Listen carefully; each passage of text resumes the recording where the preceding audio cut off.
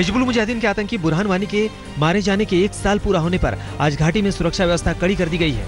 प्रदर्शन और हिंसा की आशंका को देखते हुए प्रशासन ने अमरनाथ यात्रा के जम्मू से कश्मीर जाने पर रोक लगा दी है। साथ ही घाटी में अर्धसैनिक बलों के 21,000 अतिरिक्त जवानों की तैनाती की गई है। पुलिस ने कई इलाकों में धारा 144 लागू कर दी है।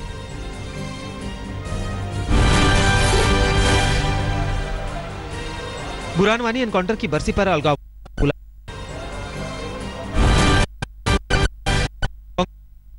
सत्ता। उन्होंने आगे कहा कि बुरहान अगर जिंदा होता तो वो उससे बात करते। कांग्रेस नेता सैफुद्दीन सोज के बयान पर बीजेपी ने ऐतराज जताया है। जम्मू कश्मीर के डिप्टी सीएम निर्मल सिंह ने सोज के बयान की निंदा की है। देखिए, जिसके हाथ में गन है, जो गन लेके आता है तो उसको उसी भाषा में जो है जवाब देना। बुरहान वानी के पिता ने लोगों से शांति की अपील की है। मुजफ्फर वानी ने कहा कि इलाके में कोई हिंसा ना हो, पत्थरबाजी और बंदूक ना चले, अंतवर्ड न हो जाए, खून खराबा न हो जाए। अगर लोग यहाँ आए वो अमन से आएंगे, पथरा न हो, बुलेट न चले, पलट न चले।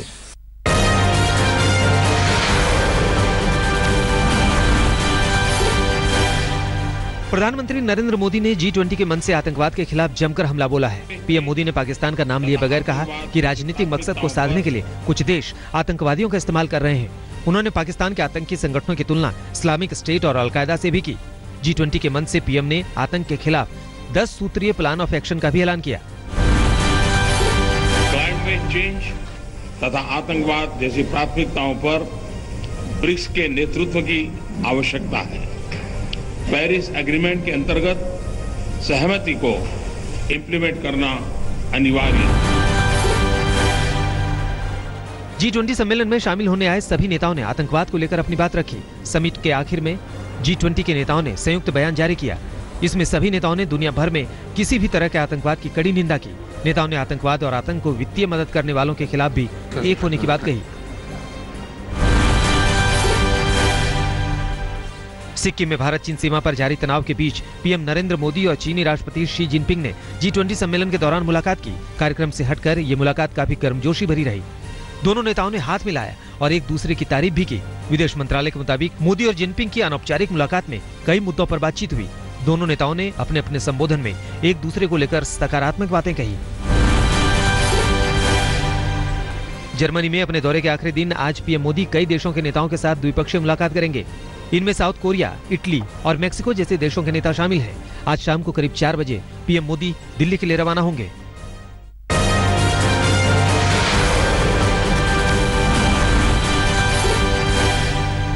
यूपी के सीएम योगी आदित्यनाथ आज वाराणसी के दौरे पर जाएंगे। वो वहां शहीद साहब शुक्ला के आवास पर परिजनों से मुलाकात कर उन्हें सहायता राशि का चेक भेंट करेंगे। इसके बाद सीएम योगी स्कूल चलो अभियान का शुभारंभ भी करेंगे। इन सब के साथ सीएम योगी यहां और भी कई कार्यक्रमों में हिस्सा लेंगे। यूपी सरकार में मंत्री स्वाति सिंह ने शुक्रवार को बाराबंकी के बाढ़ प्रभावित इलाकों का दौरा किया, लेकिन स्वाति सिंह का यह दौरा मजाक बनकर रह गया। सालों पहले बाढ़ में अपना सब कुछ गंवा बैठे लोगों को मंत्री जी के दौरे से काफी उम्मीदें थीं, लेकिन स्वाति सिंह को यहाँ बाढ़ पीड़ित ही नजर नहीं आए और उन्होंने बाढ़ पीड़ितों पर अतिक्रमण करने का आरोप लगा दिया।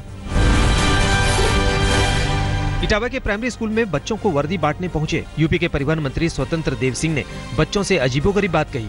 मंत्री जी ने कार्यक्रम में शामिल होने आए बच्चों से पूछा कि जिनके पिता शराब पीकर घर में मारपीट करते हैं वो खड़े हो जाएं। इस दौरान एक छात्रा रोते हुए खड़ी हो गई, जिसके बाद मंत्री जी ने कहा कि आप परेशान न हो, आपके पिता को सजा मिलेगी। समाज के लोग जन जागरण हो, अनुशासित हो, अपने बच्चों का केयर करें, चिंता करें और सरकार भी चिंता करे। जब दोनों पहिया साथ साथ चलेंगे तो अच्छा दौड़ेंगे। आजमगढ़ में जहरीली शराब पीने से मरने वालों का आंकड़ा 7 तक जा पहुंचा है।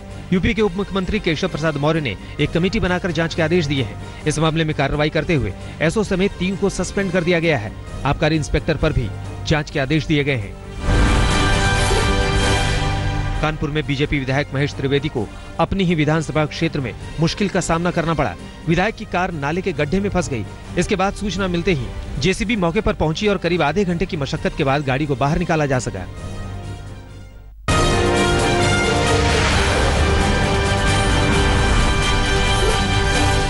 बेनामी संपत्ति और रेलवे के होटल घोटाले में सीबीआई छापों से आग बबूला आरजेडी सुप्रीमो लालू प्रसाद यादव ने मीडिया के सामने अपनी सफाई पेश की। लालू यादव ने प्रेस कॉन्फ्रेंस कर दावा किया कि जिन होटलों को लीज पर देने के नाम पर सीबीआई ने उनके घर पर छापा मारा है वो एनडीए के शासन में आवंटित किए गए हैं। साथ ही लालू ने इन छापों के लिए अमित शाह और मोदी सरकार को जिम्मेदार ठहराया। होने वाले नहीं है। से नरेंद्र मोदी, अमित शाह, भाजपा के से हम रुकने वाले नहीं हैं। हम फांसी पर चढ़ जाएंगे और हमारा परिवार, जबकि फांसी का इनको गुंजाइशों नहीं है। ये बिल्कुल इनको हम नाबूद करके ही दम लेंगे। लालू कुनबे के खिलाफ हुई छापेमारी को लेकर पश्चिम बंगाल की मुख्यमंत्री ममता बनर्जी लालू के समर्थन में आ गई हैं। वहीं बिहार में आरजेडी के साथ गठबंधन की सहयोगी जेडीयू ने इस मामले पर चुप्पी साध रखी है।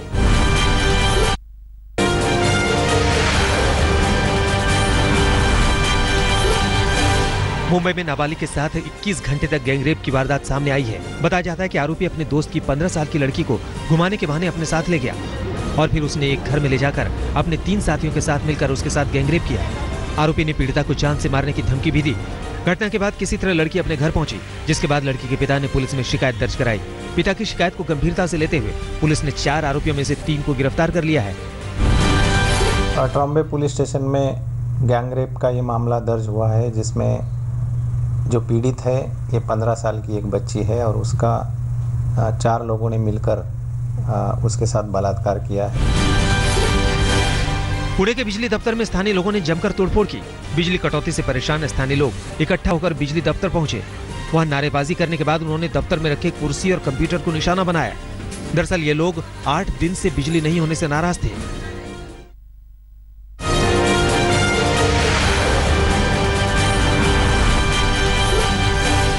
यूपी के मेरठ में दिन दहाड़े घर के सामने महिला से चेन स्नेचिंग की वारदात सीसीटीवी कैमरे में कैद हुई है। यहाँ बाइक सवार बदमाश घर के बाहर खड़ी महिला को तमंचा दिखाकर चेन लूटकर फरार हो गए। महिला ने लुटेरों को रोकने की कोशिश की, लेकिन लुटेरे महिला को धक्का देकर वारदात को अंजाम देकर फरार हो गए। महिला को सिर में चोट भी आई है। यूपी के बरेली में पुलिस ने सीसीटीवी फुटेज की मदद से अंतर्राज्यीय गैंग का पर्दाफाश किया है। पुलिस ने गैंग के 4 बदमाशों को गिरफ्तार किया है। पुलिस के मुताबिक ये लोग पहले जगह की रेकी करते थे और फिर डकैती की वारदात को अंजाम देते थे। पुलिस ने 4 सुनारों को भी गिरफ्तार किया है, जो चोरी का सामान खरीदते थे। पुलिस ने इनके पास से 11,70,000 रुपए जेवर भी बरामद किए हैं।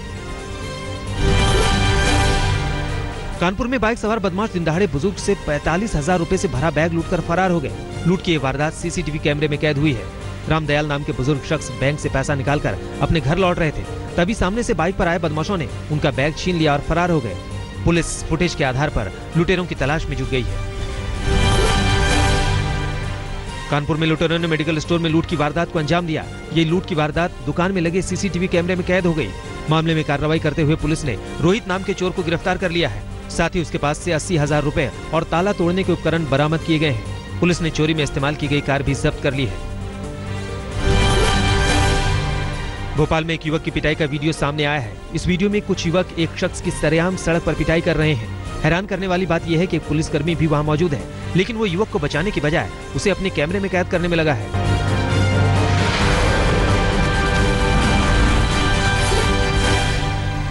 कोलकाता में भारी बारिश के बाद सड़कें पानी से लबालब हो गईं। शहर के कई इलाके बारिश के बाद जलमग्न हो गए। भारी बारिश के बाद मुसाफिरों को काफी दिक्कतों का सामना करना पड़ा। सड़कों पर पानी भरने से ट्रैफिक की आवाजाही भी बाधित हो गई।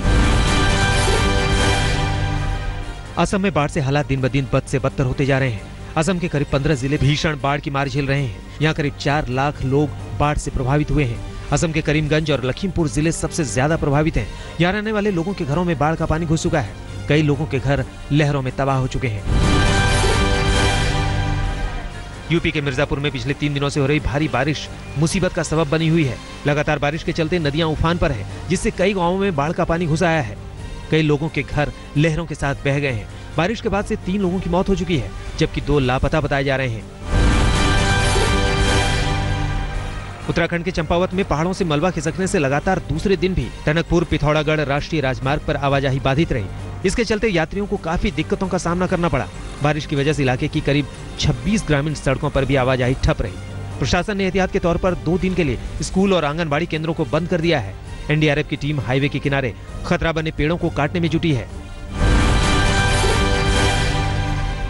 पहाड़ों पर लगातार हो रही बारिश की वजह से उधम सिंह नगर में कोसी नदी का जलस्तर तेजी से बढ़ने लगा है। नदी में बढ़ते जलस्तर के चलते नदी पर बने रेलवे पुल और नेशनल हाईवे 74 पर खतरा मंडराने लगा है। आसपास के लोगों की माने तो खनन माफिया ने पुल की जड़ों को खोखला कर दिया है, जिससे पानी बढ़ने के बाद इन पर खतरा मंडराने लगा है। यूपी के पीलीभीत में 3 दिन से रुक रुक कर हो रही बारिश ने शहर को पानी और कीचड़ से भर दिया है। शहर की कई सड़कें कीचड़ से गड्ढों में भर गई है, जिससे लोगों का इन पर चलना दूभर हो गया है।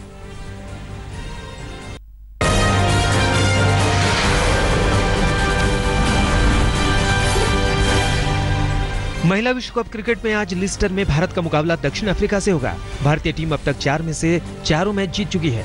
भारत के अलावा सिर्फ ऑस्ट्रेलिया की टीम ने 4 मैच जीते हैं और वो अंक तालिका में टॉप पर है।